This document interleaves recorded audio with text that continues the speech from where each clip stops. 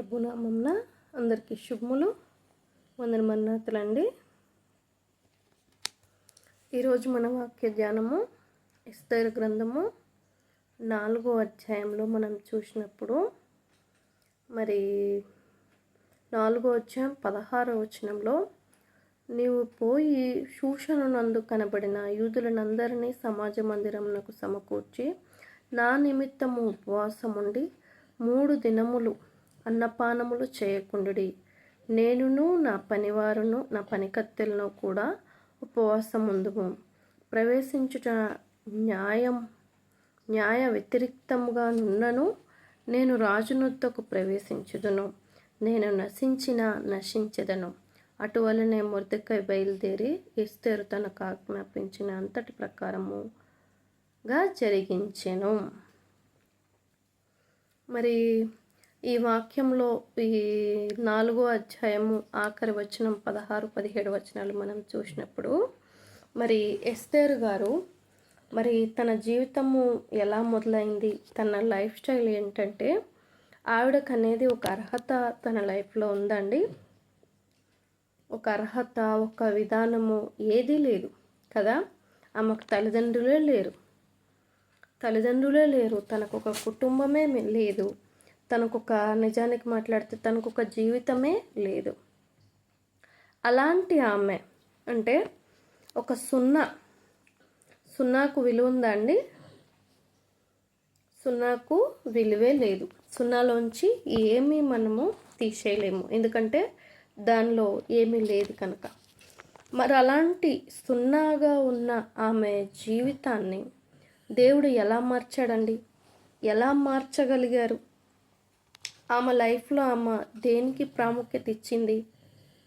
మరి సున్నాగా ఉన్న ఆమె జీవితాన్ని ఆమె మరి దేవునికి ప్రాముఖ్యత ఇచ్చినట్టు మనం చూస్తున్నాం.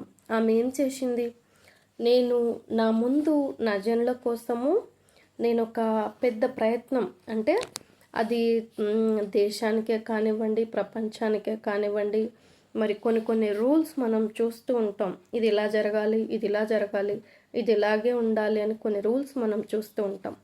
అలాంటి రూల్స్ నేను అతిక్రమించిన దాన్ని అయినప్పటికీ, ఒకవేళ నేను నశించినా పర్లేదు, కానీ నా జనుల కోసం నా ప్రయత్నం నేను చేస్తాను. దానికి మొదటగా నా దేవుడు నాకు తోడు కావాలి. అంటే ఏమనంటే సున్నాకు ఒకటి తోడు కావాలి. మొదటి స్థానం దేవునిది కదండి. మరి మొదటి స్థానం దేవునికి ఇచ్చినప్పుడు నీ లైఫ్లో నువ్వు ఏ పని చేసినా, ఉద్యోగానికి వెళ్ళినా, వ్యాపారానికి వెళ్ళినా, మరి పనికి వెళ్ళినా, హాస్పిటల్కి వెళ్ళినా, ఏది చేసినా నీ లైఫ్లో మొదటి స్థానం మనం దేవునికి ఇచ్చినప్పుడు ఆమె దానిలో విలువైన దానిగా ఆమె మారిందండి. మరి మొదటి స్థానం ఆమె దేవునికి ఇచ్చినప్పుడు, మొదట ప్రాముఖ్యత దేవునికి ఇచ్చినప్పుడు, మరి 5వ అధ్యాయంలో చూస్తే 3వ దినమందు ఎస్తేరు రాజభూషణములు ధరించుకొని రాజనగరు యొక్క ఆవరణంలో రాజ సన్నిధికి వెళ్ళి నిలిచెను. మరి 3 దినములు ఉపవాస ప్రార్థన ఆమె దేవునికి చేసిన తర్వాత ఆమె వెళ్ళి రాజు ఎదుట నిలువబడి తనే కాదండి, తన లైఫ్ సున్నా అని అనుకున్నాం కదా, ఆ సున్నాకి మరి 1 పక్కన 0 వస్తే దాని విలువ 10 అవుతుంది. మరి ఆ పక్కన అనేక సున్నాలు చేరితే దాని విలువ పెరిగిపోతూనే ఉంటుందా, తరిగిపోతుందా అండి? ఖచ్చితంగా దాని విలువ పెరిగిపోతూనే ఉంటుంది. ఆమె అలాగే ఆమెను సున్నాగా ఉన్న ఆమె జీవితాన్ని సంరక్షించుకుంది.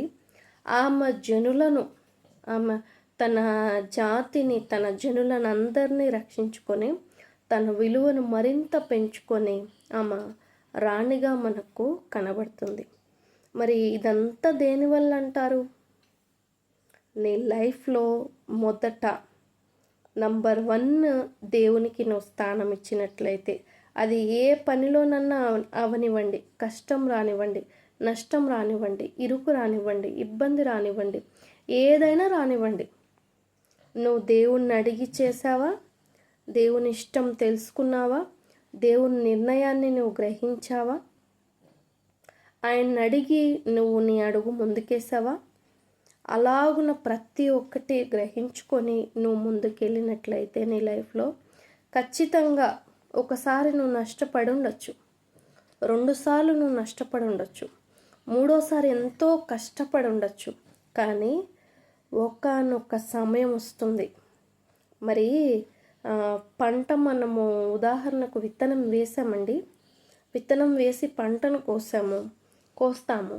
మరి ఆ పంటను మనము వెంటనే కోసుకునేదానికి మనకు ఆహారము నిల్వ కానీ, మరి ఉదాహరణకు చెప్తానండి, ఆకుకూరల విత్తనాలు వేస్తారు.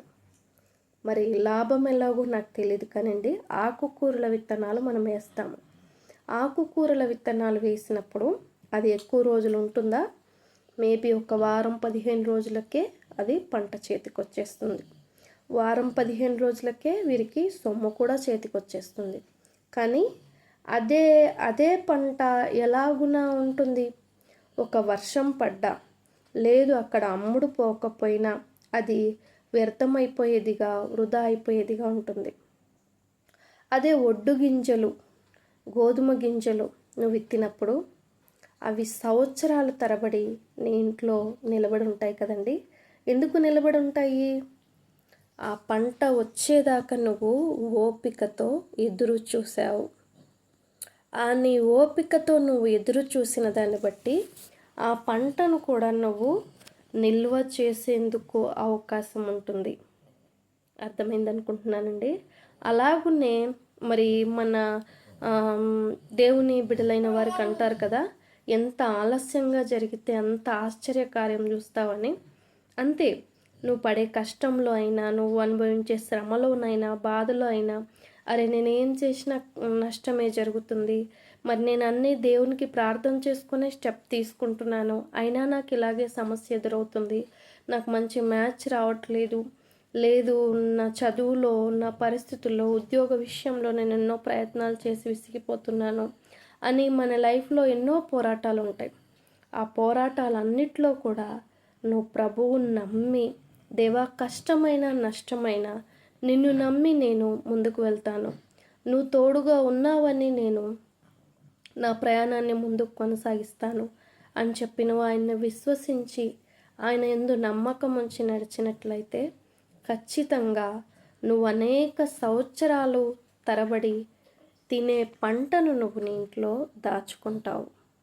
అలాగున్నే సున్నాగా ఉన్న నీ జీవితాన్ని ఎందుకు పనికిరాదు, దేనికి పనికి వస్తుంది, దేనికి పనికిరాదు అనేటువంటి నీ జీవితాన్ని దేవుడు వెల ఎంత అంటే ఎన్ని సున్నాలు వస్తూనే ఉన్నాయి. 1 by 1 నీ జనాంగం పెరిగే కొద్దీ నీ సున్నాలు వస్తూనే ఉన్నాయి. మరి దాని విలువను స్టాప్ చేయడానికి ఉందా? దాన్ని అంతటితో ఇది 1000తో ఆగిపోతుందని కట్టడానికి ఉందా?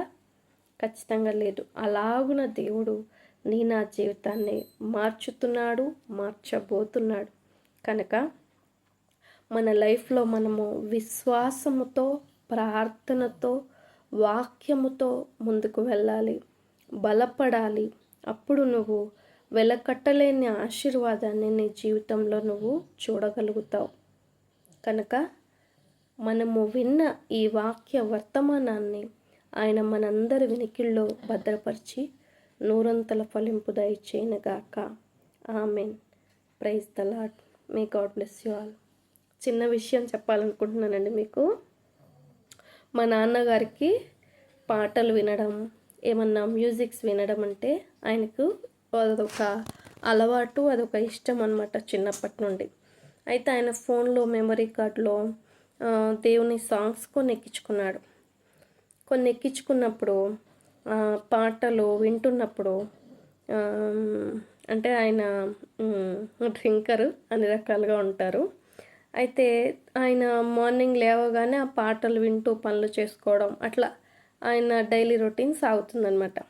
అయితే టీవీలో నేను ఆయన ఏదైనా ప్రోగ్రామ్స్ పెట్టమని అడిగితే నేనేం చేశాను, దేవుని పాటలు పెట్టుకొని చాలా రోజులైనా నా పిల్లలు విసిగిస్తున్నారు, ఒక 2 పాటలు విందామని అంటే నా అన్నగారు ఏమన్నారంటే, విని విని మార్నింగ్ నుండి రోజు విని విని విసుగొచ్చేస్తుంది, అవి వద్దు ఇవి పెట్టు అని అన్నారనమాట.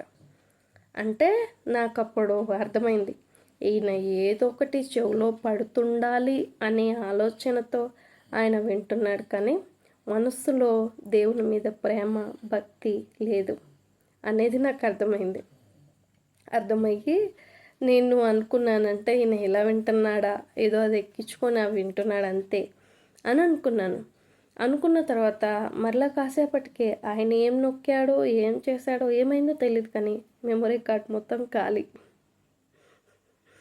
అలాగున మరి మనుషులు ఇష్టం లేకపోయినా, అంటే ఒక వ్యక్తి నచ్చినా నచ్చకపోయినా వారితో సహజీవనం గడుపుతారేమో, మరి ఒక వ్యక్తి ఇష్టం లేదని తెలిసిన వాళ్ళు జీవిస్తారేమో, కానీ దేవునితో ఆటలు కాదు, దేవునితో మాటలు కాదండి. ఆయనను మనము మనస్ఫూర్తిగా పూర్ణాత్మతోనూ పూర్ణ మనస్సుతోనూ ఆయన్ని ఆరాధిస్తేనే ఆయన నీకు రెస్పాండ్ అవుతారు.